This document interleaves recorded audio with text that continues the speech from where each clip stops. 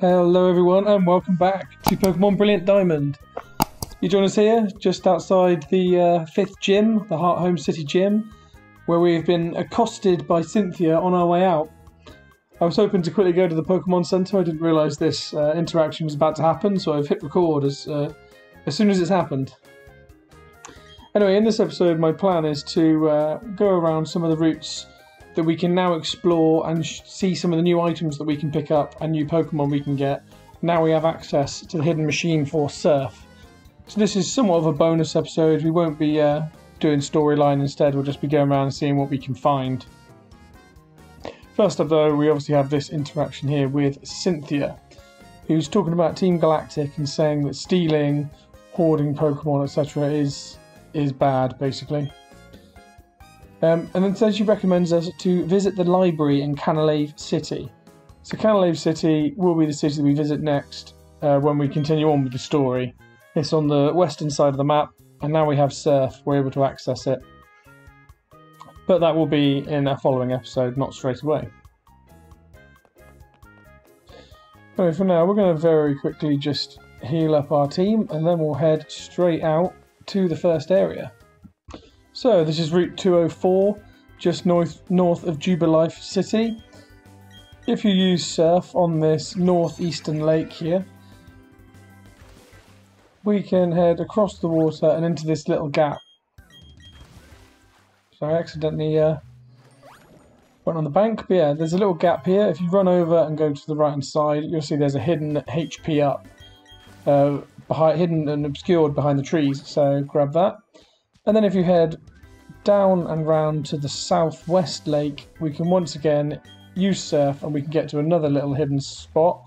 But there's another item just up on the bank, and that is a jar of Sea Incense. Sea Incense is an item that powers up water-type moves, and if a Marill or Azumarill is breeded whilst holding this item, it will then produce an Azurill. However, there's probably an easier way than doing that. You can just catch Azurill whilst in the Great Marsh. Anyway, on to the next area. So we are now in the Ravaged Path, which is just north of Route 204. If you come in, go to the western path using Rock Smash, you can then use Surf to access this little opening here. If you smash your way through the rocks some more, you will eventually head around to a little area where there is an item sitting there. There is a lot of rocks to smash, however, so you have to be patient. Okay, so here it is, just within this little crevice there is a hidden item. Heading round, we can see that that item is a jar of Luck Incense. Luck Incense has exactly the same effect as an amulet coin, and if you put it on the first Pokemon in your party, or a Pokemon that goes into a trainer battle, it will double the amount of prize money you receive. It has the added effect, however, of if you breed a Chansey or a Blissey whilst holding this item, you will get a Happiny. Again, we've already got a Happiny as we had it from the egg, one of our eggs that hatched, so that's probably the easiest way to do it. But if you want more Happinis, you will need to breed using the Luck Incense. We're now on Route 205, which is just east of Stelix Town and just by the Valley Windworks. If you surf from this little bridge, you can come round here, and just behind this wind turbine you can find a hidden item. If you use a dowsing machine you can see exactly where it is, or just follow exactly where I go once I've found it. There is a hidden item just within this little part of the windmill here.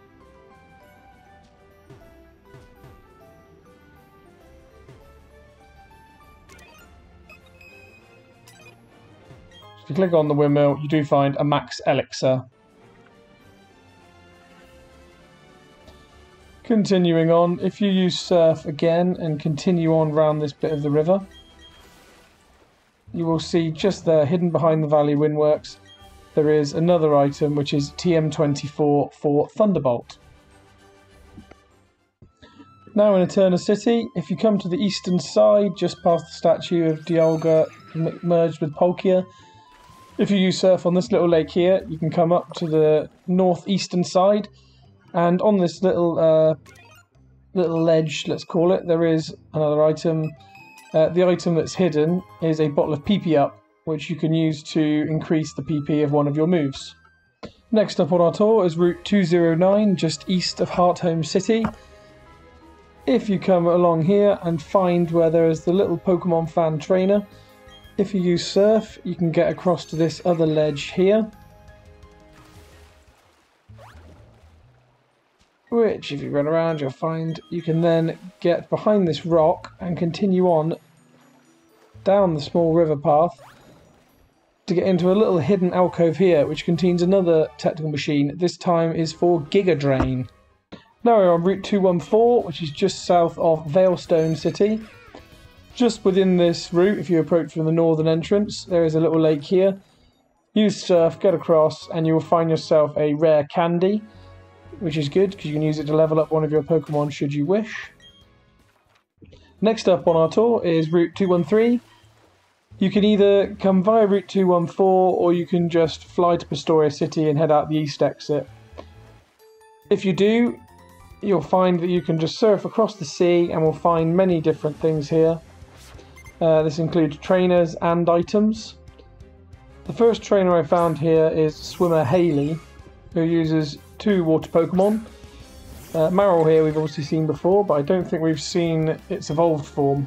She uses, second up, is an Azumarill, which is the evolved form of Marill. Strong Pokemon, Azumarill, although retains the same typing as Marill, being water and fairy type.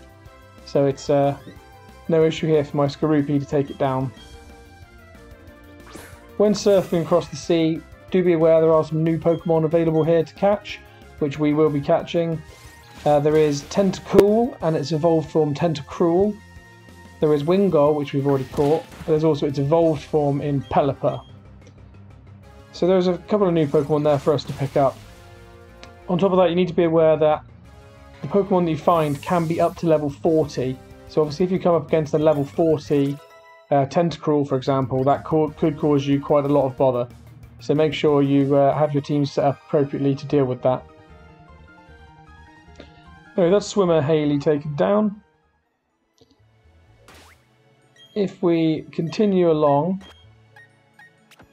let's just swap our team around. Continue along to the east, we'll find here there is another trainer. This trainer here doesn't use any interesting Pokemon, but it's Sailor Paul. It's worth, however, going to the battle, as I believe our Skorupi here is going to obtain enough experience to evolve into its evolved form Drapion. So it's worth us having a watch through this battle just so we can see it evolve, I think. Of course, Electabuzz with his electric type attacks will have no problem against Gyarados, being a water and flying type. And Sailor Jerry's second Pokemon isn't strong at all. And there we go, see, as predicted, Skorupi has now reached level 40, which is the level required to evolve it. So we're quite happy to see that. Now hopefully we take down this Machop pretty easily.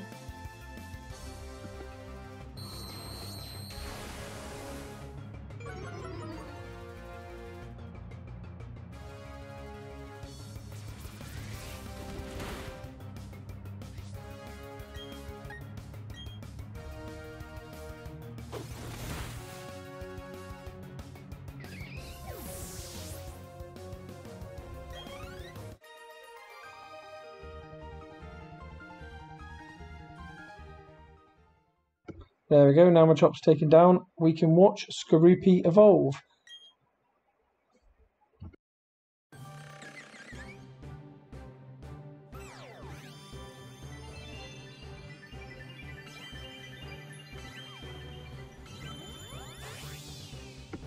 And that's a Drapion. Drapion, of course, changes the typing from Skorupi. So Skorupi was a bug and poison type. Drapion now is a dark and poison type. It has the power in its clawed arms to make scrap of a car. The tips of its claws release poison. So that'll be very useful to us, and it should now be much, much stronger than the Skorupi that we previously had. Continuing on round the shallow section, which you can run on, there are some hidden items to obtain. However, we will have to go the long way around.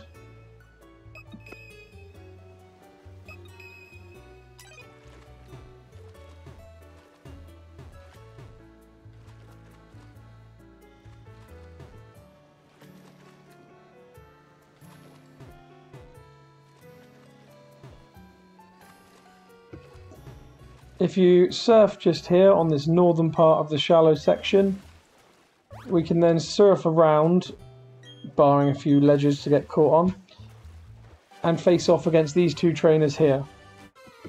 First up here is Swimmer Evan, who uses another new water-type Pokemon which we have yet to see, and this is Golduck. So Golduck is the evolved form of Psyduck, a Pokemon we were obviously considering for our team at the beginning of the game, although decided to go with Manaphy.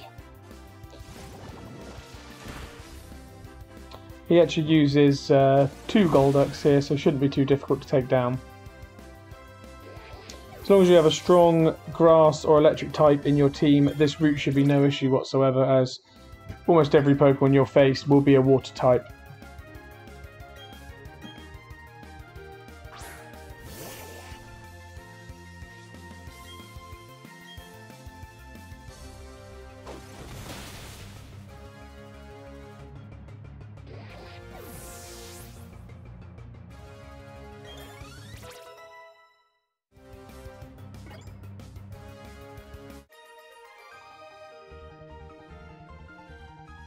And with that, Swimmer Evan is defeated, so we can continue on and face off against the next trainer, who is just north of Swimmer Evan here.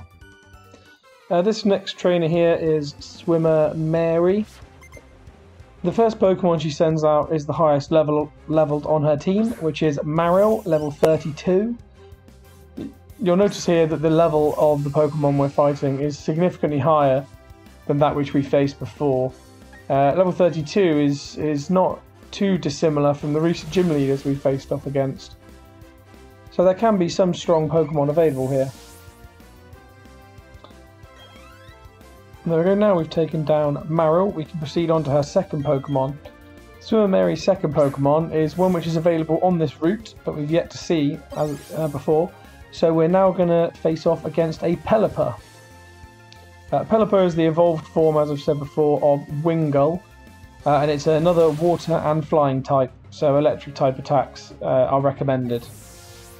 As you can see there, taking it down in one shot. Easily done. So now she's been defeated, we can proceed on to the item which is available just north of her on the shallow section.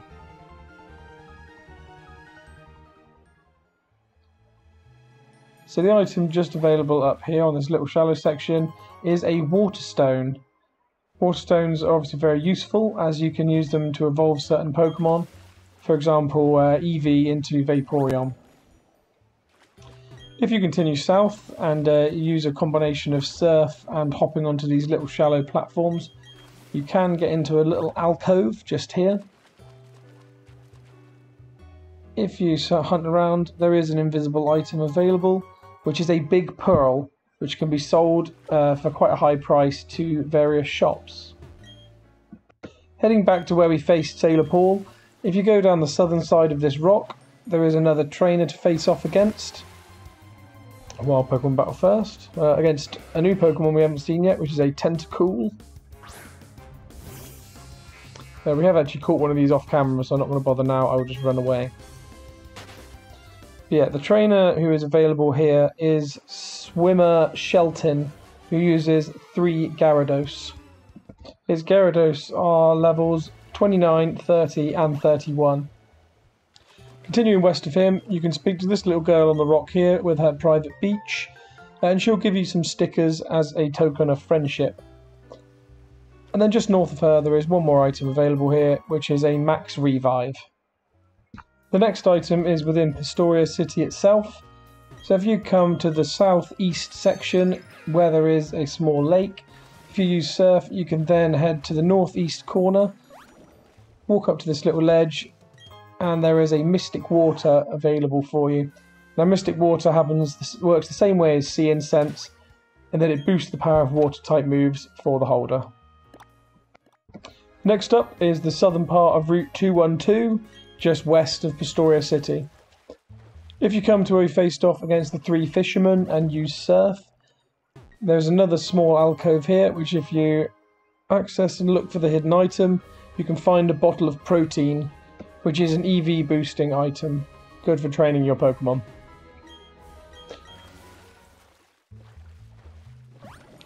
Now that we've done that, if we head over to the west, sorry, going the wrong way here.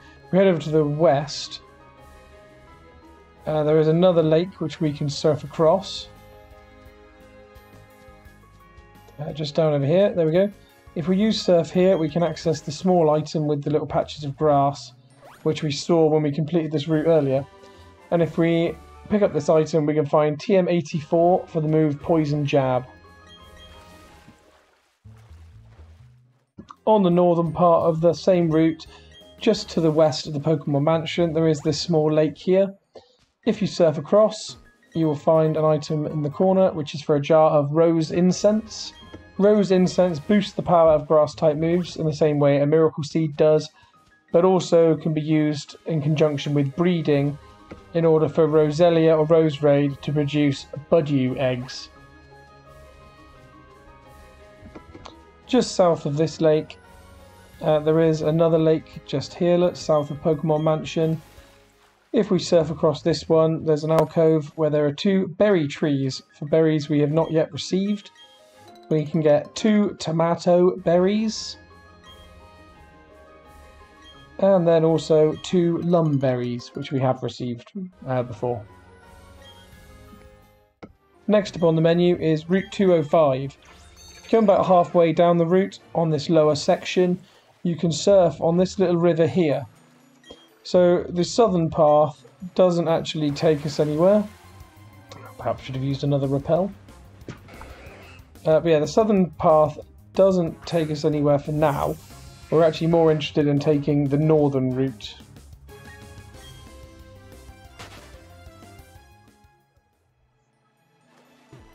If we proceed round this anti-clockwise direction to the northern route, we find ourselves at a location called the Fuego Ironworks. So there are a couple of things available here in the Fuego Ironworks, which we've yet to see.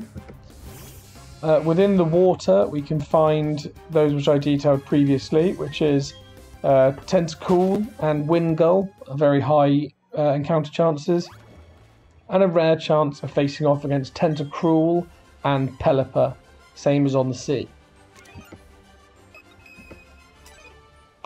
There are also quite a few hidden items around here, as well as a honey tree, so we've slathered up the tree. Now we'll proceed onwards. In the grass here, there are a lot of Pokemon that can be found. So you can find a Wingull, you can find a Floatzel, which we will be looking for.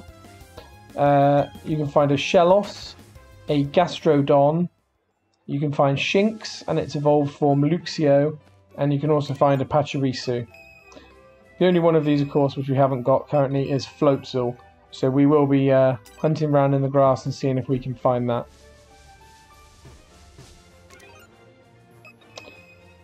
Now there's a hidden item around here somewhere. I'm struggling to find it. I think it's directly underneath me. There we go. So there's in this top corner, just above to the right of the honey tree, there is a hidden Ultra Ball. If you continue round in the kind of southwest area, you'll see there are a couple of berry trees, which we'll get to once you've been able to run away from this wild battle.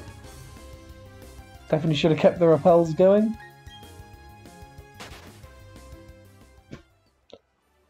So yeah, 4 berry trees here. So we can get 2 citrus berries. Then 4 Wepier berries.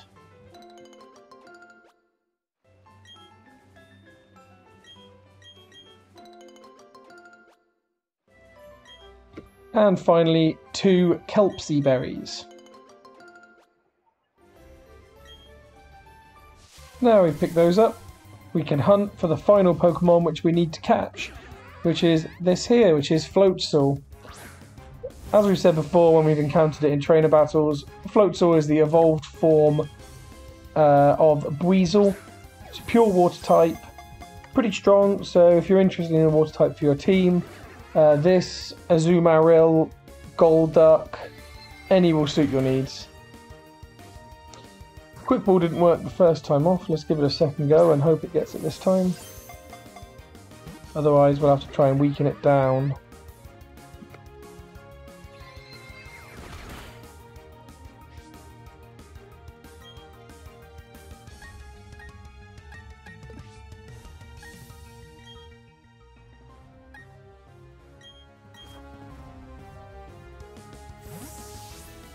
I think Togetic is probably the best for doing low amount of damage, as it has the move Stored Power at the moment, which doesn't do a huge amount of damage, so should be good for weakening this down.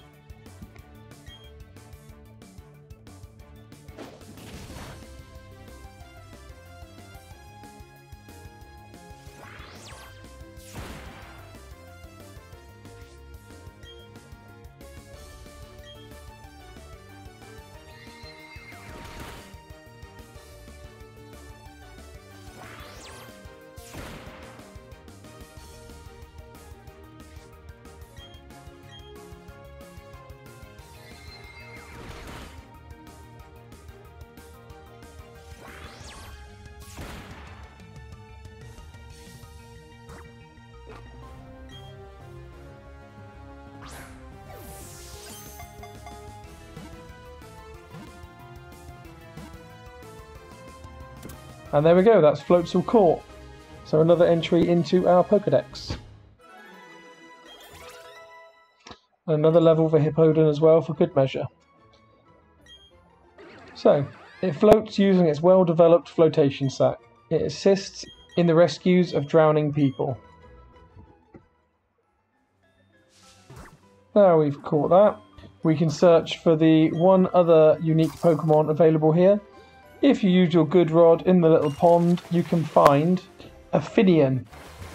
So Finian can appear between the levels of 10 and 25 and is the baby form of the Pokemon Luminion.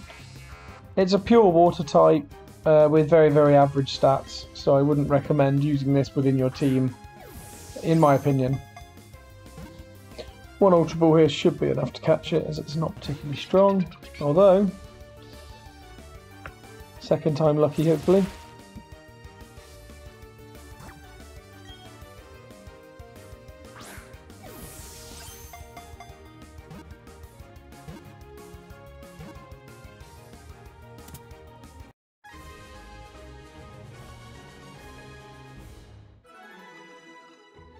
And there we go, the Pokeball does what the Ultra Ball could not. So now we have Finian also added to our Pokedex. After long exposure to sunlight, the patterns on its tail fins shine vividly when darkness arrives.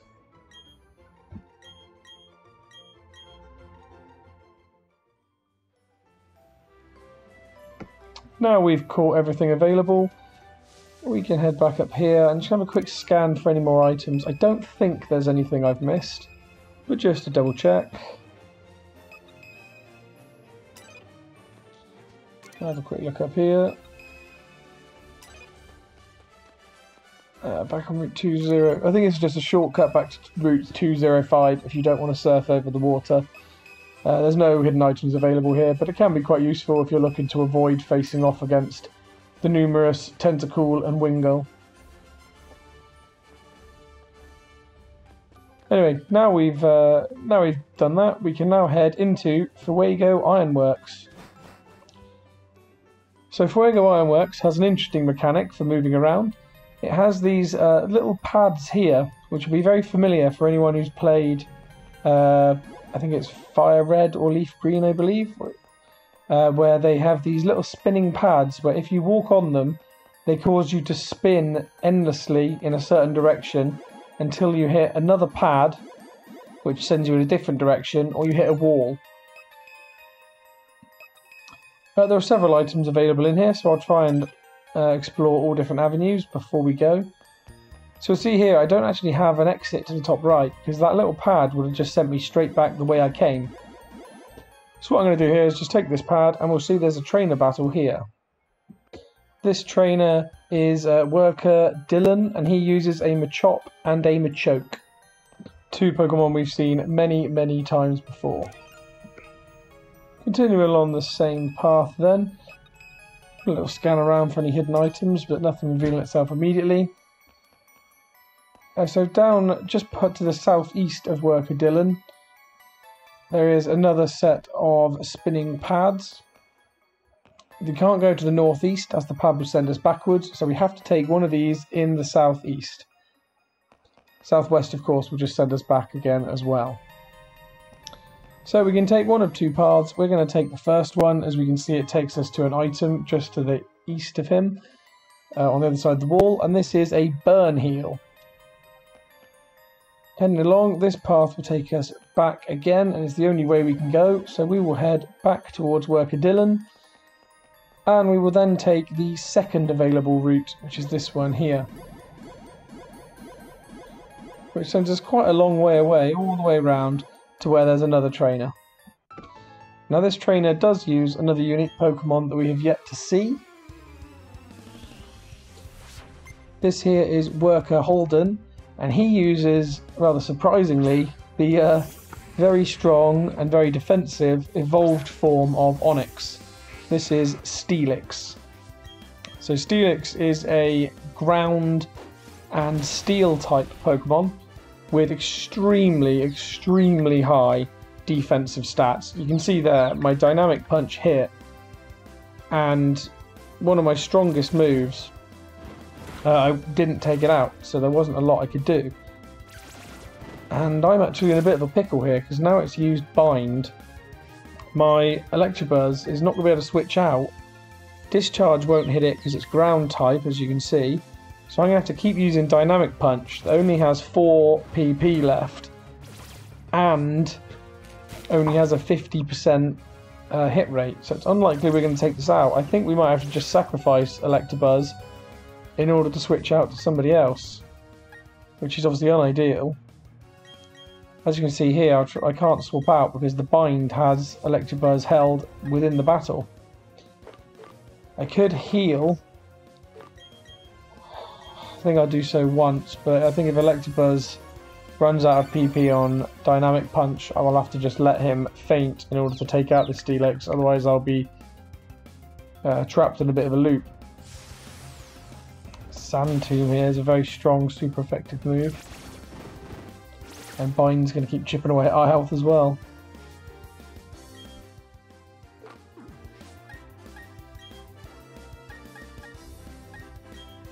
So we're actually going to use Screech here, which doesn't hit, of course, he dodges it.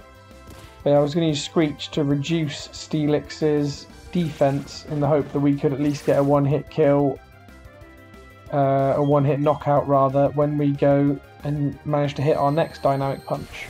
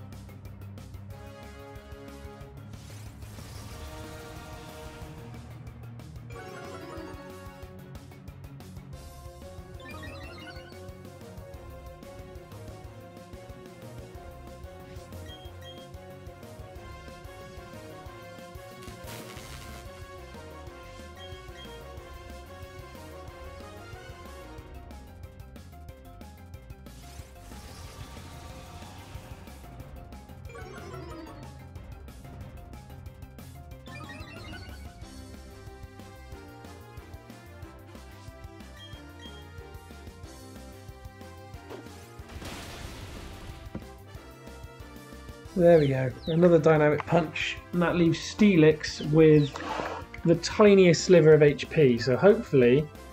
Ah damn, I was hoping it'd hit itself in confusion and take itself out. And rather surprisingly, that Sand Tomb did a heck of a lot of damage. And unfortunately, Electabuzz has fainted. But no bother, he was trapped in there, and I wasn't confident another Dynamic Punch would hit anyway. So we can swap him out for Mana Fee and move onwards. This battle is taking a lot longer than I expected. But anyway, Mana Fee with Surf, Stelix faints, and we can now proceed on with the rest of Fuego Ironworks.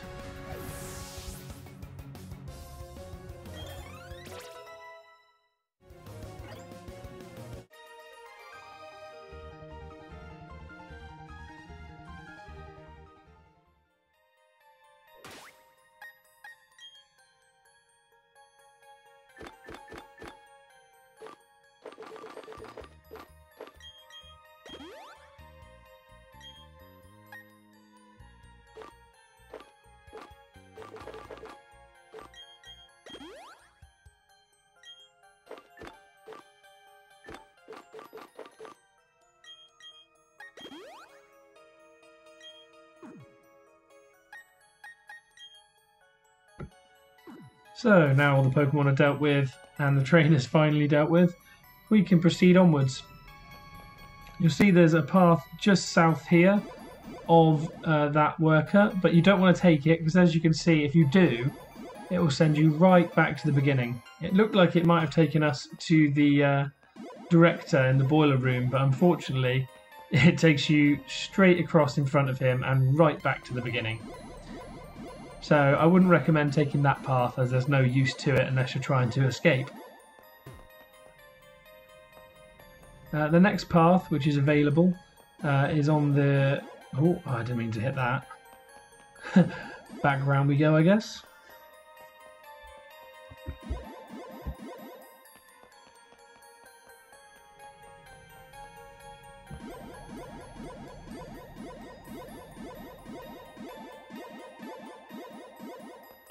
As I was saying, the next path available to us is this one here in the northeast.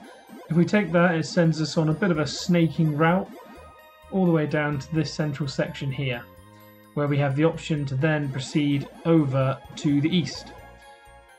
On this eastern side, if you click on the barrel here, you'll find a hidden Hyper Potion within the lone barrel. And if you then carefully avoid the spinning pads, you can go to the northeastern side of the room where there is a Fire Stone available. So another evolutionary stone we've been able to pick up. Once you get to the southeast, you can see there is a choice of 3 different routes we can take. So if you take the lower left one, you can see here, it just sends you right back to where we were a moment ago. So you definitely don't want to take that one.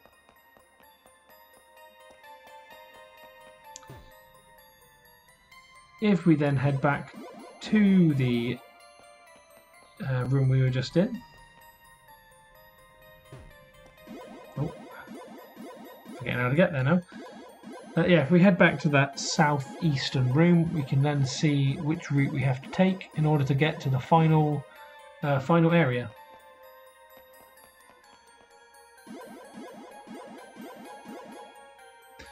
There we are. We've made our way back. If you ever get confused, you can always just walk along that northern edge and see where they go. But the way I would go is this one here, which takes you back to there, and if you carefully walk along, you can avoid the platforms and pick up this item here, which is a jar of Rock Incense. Rock Incense works the same way as a hard stone in that it powers up rock type moves. It also allows Sudowoodo to produce Bonsly when breeding. The final trainer available in Fuego Ironworks is Worker Conrad here. He uses the evolved form of Ponyta, so this is Rapidash, a Pokemon you may well have in your team yourself. If you did not pick Chimchar as your starter, you may have chosen to pick up a Ponyta and evolve it. So Rapidash may be in your own team, but if it's not and you want to add it to your Pokedex, you can just find it being used by Worker Conrad here. Now Rapidash is fairly fast and fairly strong, however being level 31 it's likely that your Pokemon are a lot stronger by now, so it shouldn't be too difficult to take down. As you can see here, Electabuzz has taken out in 2 hits. Rapidash isn't particularly defensive, so should be easy to take down. So now you've defeated Worker Conrad, we can head to this final set of spinning plates, which will take us to the boiler room, and we can speak here to Fuego, who is the director of the Fuego Ironworks. He said apparently the spinning pads are designed to help the workers get around. But if you speak to him, he'll give you your second Firestone, so that's useful. We've picked up 2 Firestones in here, and also there's TM35 for the move Flamethrower. Once out of Fuego Ironworks, if you head south through the patch of grass and just surf directly across this little gap here, you'll find there's a little entrance you can go through, and this will take you to what it determines as Floaroma Town. And this is Floaroma Meadow. So this is an area with several items sitting around it. First up here you'll find is a leaf stone, so yet another evolutionary stone for us. There are also several items hidden around the meadow, which if you use your dowsing machine you can find. We'll have a quick hunt around here and see what we can find.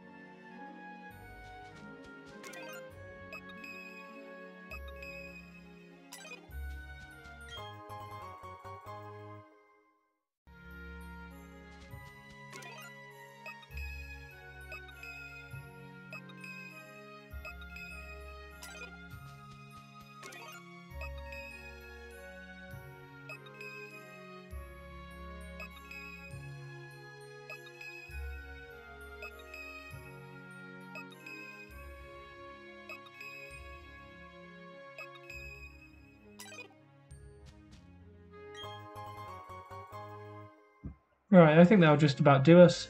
So we can now proceed on to the next area and the last few surf areas we can access. We now found ourselves on Route 219, which is just south of Sangem Town, one of the first towns we experienced on our journey. We immediately find ourselves in a double battle. This battle's with Tuba Mario and Tuba Trenton, who use a pair of Marill and a pair of Shellos. Continuing south, we find ourselves on Route 220. Now the wild Pokemon available in the water here is pretty much exactly the same as that available in the prior sea areas, so nothing new yet. Continuing on south then, there are two trainers swimming around within the sea. The first of which we have here, which is swimmer Jessica, and the second of which is swimmer Erica. Jessica uses Ford Goldine, level 28, and Erica uses a Remoraid and Psyduck, level 29. Just southeast of them, on this little beach gap, you can find an Ether. And then a little bit further south, you can find the Arceus Plate, the Splash Plate, which powers up water-type moves and can also change Arceus to its water type. Heading east, there are three paths you can take. You can either take the lower route from the right of the Splash Plate. You can go through where the Ether is, or you can head through a slight northern area. We're going to check out this south area first and see what we can find. You'll see there is a trainer just here who is swimmer Adrian, who uses another Pokemon we have yet to see before. We're really starting to fill up this Pokedex on this surfing journey. The Pokemon we haven't seen before is this, which is a Mantike, which is the pre-evolved form of Mantine, for those that are familiar. And the Pokemon that cannot be evolved without having a Remoraid in your party. Which, as you'll see here, Swimmer Adrian actually does have a Remoraid in his party, so perhaps that's his intention.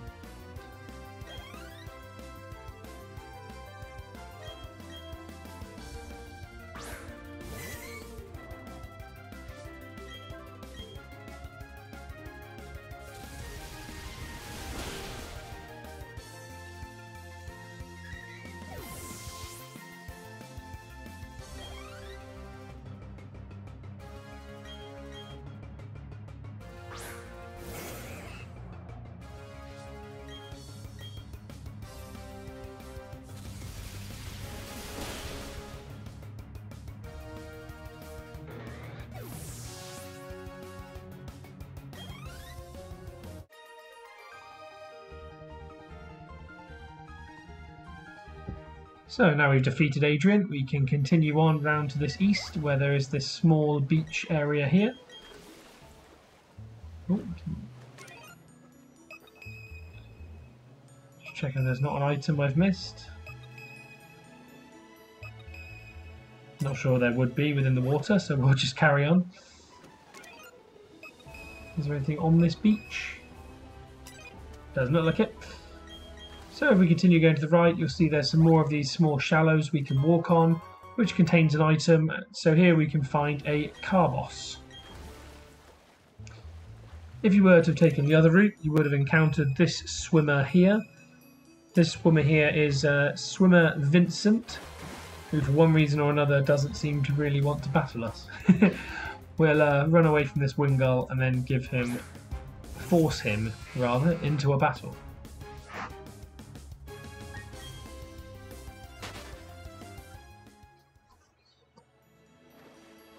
Come back, there we go. Right, so swimmer Vincent. He uses two Pokemon. Two Pokemon he uses. First up he uses a Peloper, level 29, something we've seen before. But the second Pokemon is again another new Pokemon.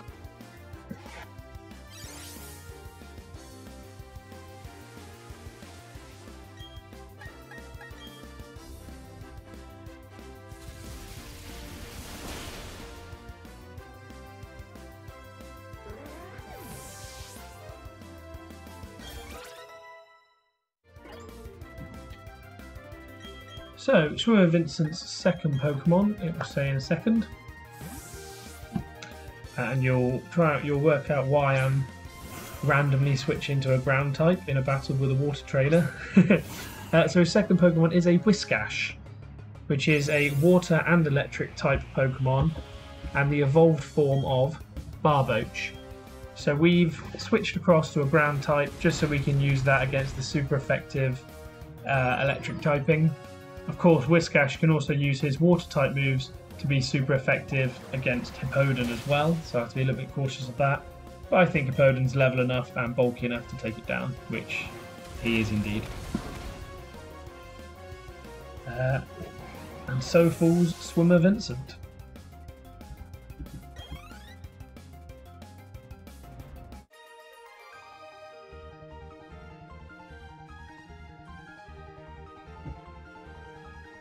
Continuing onwards then, you can see where the third path is, just to the north of us. We will go backwards down that way and face off against those trainers, don't you worry. However, we're currently being inundated with wild Pokemon battles. I should perhaps use a repel. You see we can't quite go through here, so we will have to face this double battle here.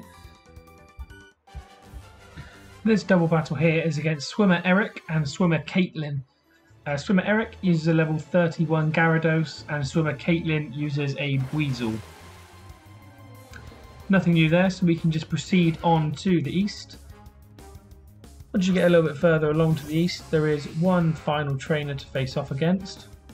That trainer is Swimmer Dylan, who uses a Shellos and a Gastrodon.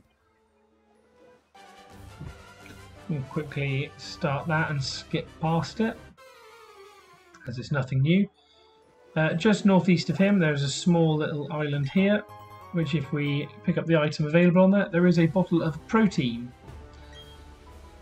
Continuing along to the east, we can come onto this physical section, and there's a few things to do here. First up is this fisherman.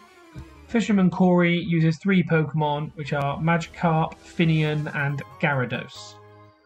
Just east of him there is a jar of honey sat in the grass, and if you continue onwards there are quite a few big patches of grass. You'll find this ace trainer here. This ace trainer here is ace trainer Shannon, and she intros with a Sherim.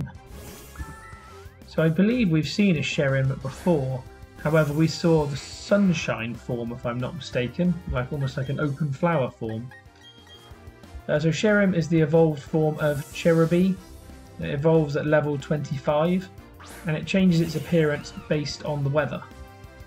It's fully grass type with very average stats, but we're still going to switch to Infernape here just to get the easy KO on this one.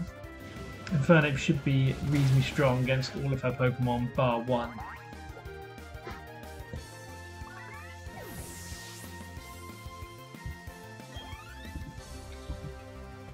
So next up is a Marill, which we will switch across for. We're actually going to use Drapion here for the first time, as his poison attacks will be super effective against her fairy type. So it'll be good to see him in action.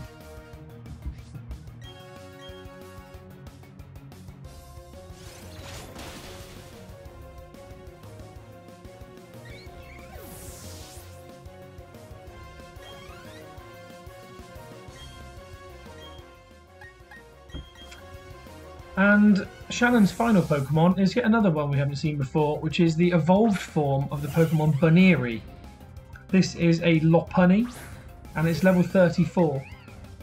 Lopunny is a half-decent normal type with strong attack, though up against a fighting type like Infernape, it didn't have a lot of hope, although it did actually survive its first attack, which shows how it is actually quite decent.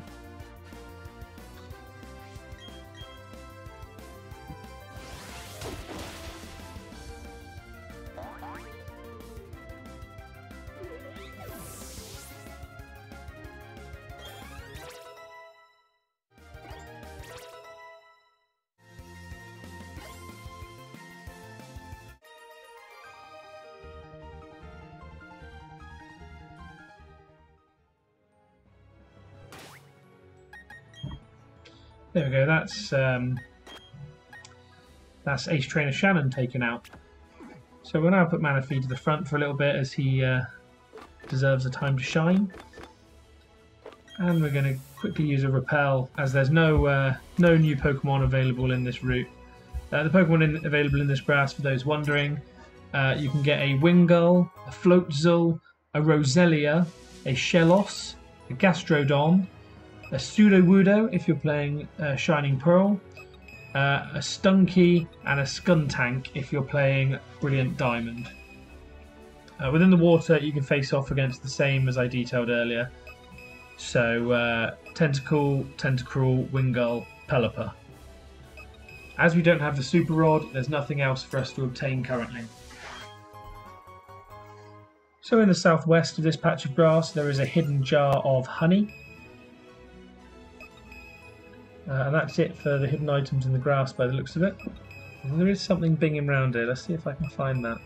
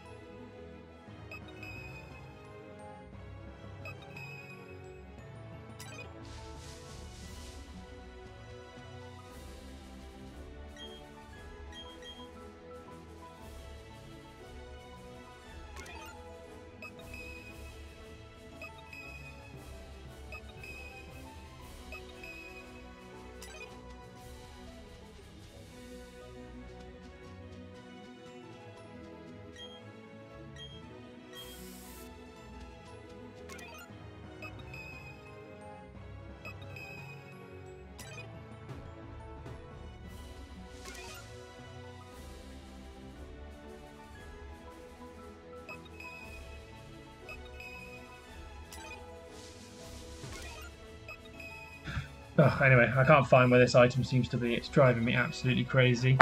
I think we'll just leave that for now and then proceed on with the route.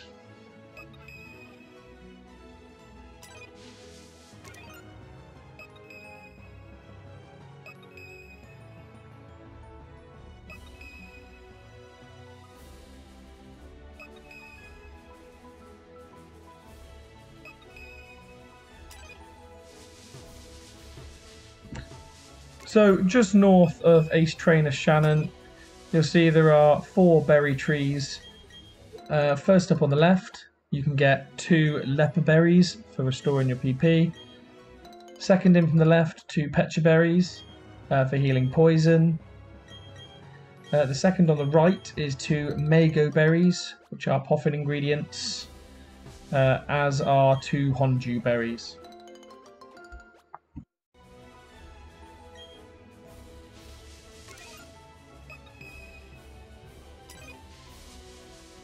Continuing along to the east, we find TM81 X Scissor sitting within this clearing, and that's just by Ace Trainer Jake here.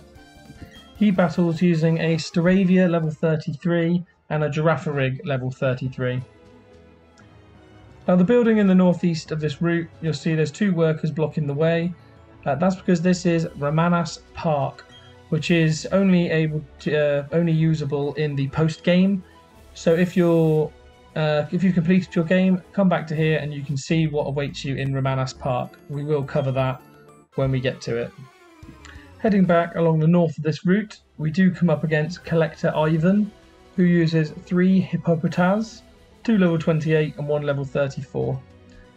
There is also a honey tree for us to slather some honey on, so we've done that. And then just northwest of that, you can find there is this small house. If you come into this small house, you can see there's an old man waiting here. So he says, today's number is number 8. If you can show me a Pokemon level 8, he'll do something. Now, what you can do, of course, for those who don't know, is you can now access your Pokemon boxes directly from your Pokemon menu. So you can just quickly swap out and put a level 8 into your team and show him straight away. Just there, sorry, that just to the east of his house within the wall, you'll see that there was a tiny mushroom hidden just over there. And just to the west of the entrance of his house is a jar of pure incense. Pure incense is identical in use to the cleanse tag in that it wards off wild encounters, but it also can be used when breeding Chimecho to get Chingling eggs. So we have a level 8 Kricketot here within our box, so we're just going to put that in our team and then show it to this man here. Fortunately, he picked a nice low level and one that we have available. So we'll show him this Kricketot here. And he says it's remarkable, and he treats us with the Black Belt. So the Black Belt powers up fighting type moves. If you keep coming back, every time you do this, you will get a different item for the first 3 attempts. So first time you'll get a Black Belt. If you then show him a Pokemon again on the second attempt, he will give you the Expert Belt. What the Expert Belt does is it strengthens super effective attacks. And on the third time of showing him a Pokemon of the correct level, he will give you the Focus Sash. Now the Focus Sash is an extremely useful item for PvP, and if you're going to be engaging in that, I would definitely recommend focusing on getting this as soon as possible. What the Focus Sash does is it prevents your Pokemon from being knocked out in one hit.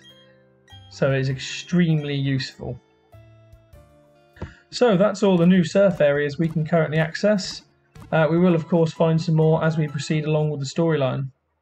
I really hope you've enjoyed, and I really hope this has been informative. If so, please hit a like and hit subscribe, and I hope to see you on the next one.